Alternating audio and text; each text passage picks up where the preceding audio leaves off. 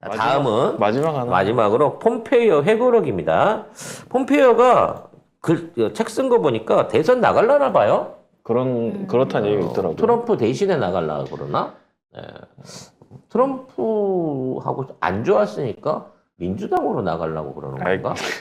네, 아무튼 어찌됐거나 회고록을 썼는데 거기에 북한 관련된 얘기가 좀 있습니다.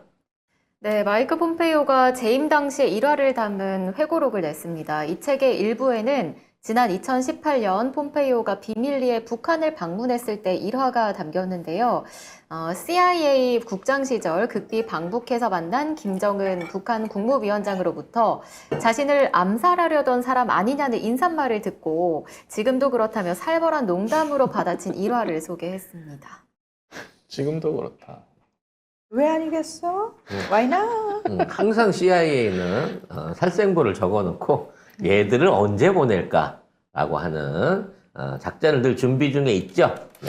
어느 나라에든 CIA들은 암살 부대가 있다라는 게 정론 아니겠습니까? 우리나라에 네. 없습니까? 있죠. 있어요. 우리나라는 그 대사관에 있는 게 아니고요. 저기 군산 그 새만금에 참수 부대가 있습니다. 네, 그래서 블랙호크 헬기를 타고 다니면서 실질적으로 이제 개인 작전을 펼칠 수 있는 전용 부대가 벌써 한 8년째 그 자리를 잡고 있고요. 요새는 훈련 장소를 판문점으로 옮겼다고 하는. 네. 그런 얘기들도 지금 들리고 있는 거죠. 어디서도 그거 극비 사항 아니에요? 내가 알면 웬만한 사람도 다 아는 거라고 봐야 되겠죠. 여러분이 안 찾아봐서 그렇습니다.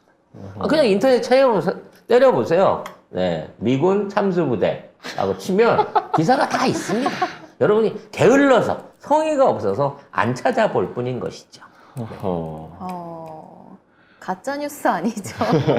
가짜 뉴스가 아니고 실질적으로 그 훈련하는 장면들이 공개되기도 하고 그랬어요. 미국 특전사 김정은 참수작전 훈련 공개. 네.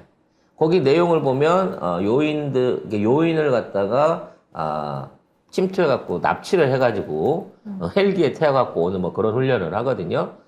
그래서 너무 뚱뚱하다. 아니 너무 대상자가 덜 뚱뚱하다. 김정은을 상대로 했다 그러면 걔보다 훨씬 뚱뚱한 사람을 해야 되지 않냐. 이거는 그보다는 뚱뚱한데 덜 뚱뚱한 사람을 모티브로 한 것 같다라는 뭐 그런 얘기가 있습니다. 누군지 모르니까. 네. 네. 바짝 마르고 왜소한 사람을 데리고 하지는 않았겠죠. 네. 자, 기사가 있긴 있네요. 있다니까. 진짜로. 여러분이 안 찾아봐서 그래. 생각을 안 해서. 왜 이런 것만 찾아보죠? 뭐 그런 게 다 눈에 띄더라 나는. 네. 신기하네요. 아무튼 폼페이오가 지금 새삼스럽게 북한에 대한 언급을 하고 있는 거는 폼페이오 측 사람들이 보기에 지금 그러니까 북한하고 미국 관계가 그렇게 자연스럽게 이상적으로 이루어지지 않는다라는 일종의 반증일 수 있거든요. 이 얘기는 뭐냐면 오히려 폼페이오는 북한하고 관계가 나빠지기를 생각하는 사람이란 말이에요. 그쪽이 더 유리하다고 생각하는 거고, 그래서 이제 계속해서 그 코스염이랑 같이 트럼프의 볼튼하고 같이 싱가포르 회담 자체를 사실상 막은 사람이거든. 근데 이런 사람이 지금 북한 얘기를 꺼내면서 암살 같은 민감한 단어를 꺼내면서 얘기를 하는 건 뭐냐? 이게 오히려 지금 북한하고 미국하고의 관계가 급진전되고 있다. 즉 자신이 생각하는 정치 방향이나 대북 관계에 관한 방향하고 다르게 흘러가고 있다라는 부분을 반증적으로 얘기하고 있는 게 아니냐라는 생각이 들어요. 그러니까 우리가 지금 뭐 북한 관련해서 북한이 미사일을 쏘네, 뭐 일본이 무장을 하네, 뭐 온갖 얘기들이 다 있습니다만 최근 들어 동아시아가 제일 조용한 상태나 마찬가지예요. 중국도 참 잘 참고 있고요. 북한도 굉장히 잘 참고 있거든요.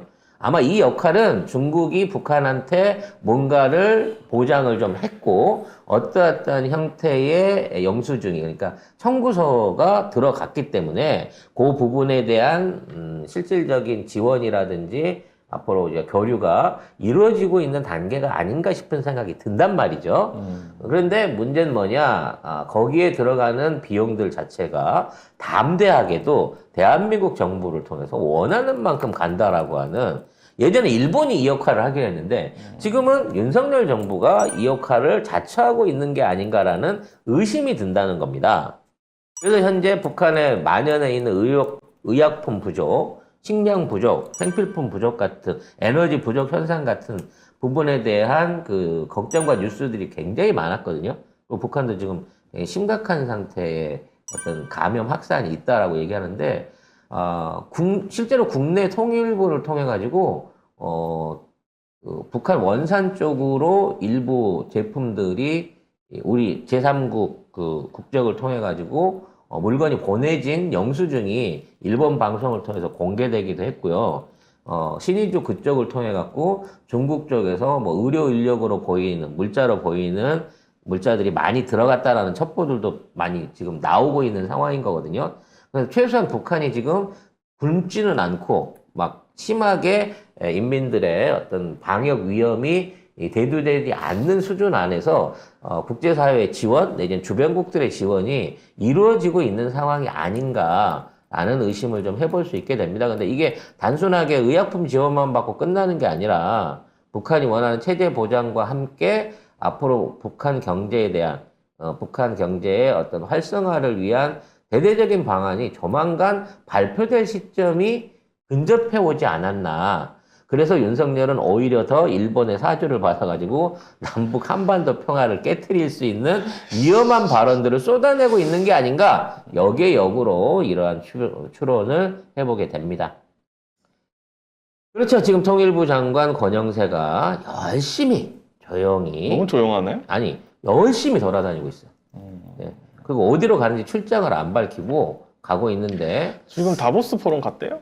주로 동남아 국가들을 포함한 우리 주변국들, 그러니까 우리 한반도 문제에 영향력을 미칠 수 있는 국가들하고 뭔가를 진행하고 있다라는 얘기들이 많이 나오고 있습니다.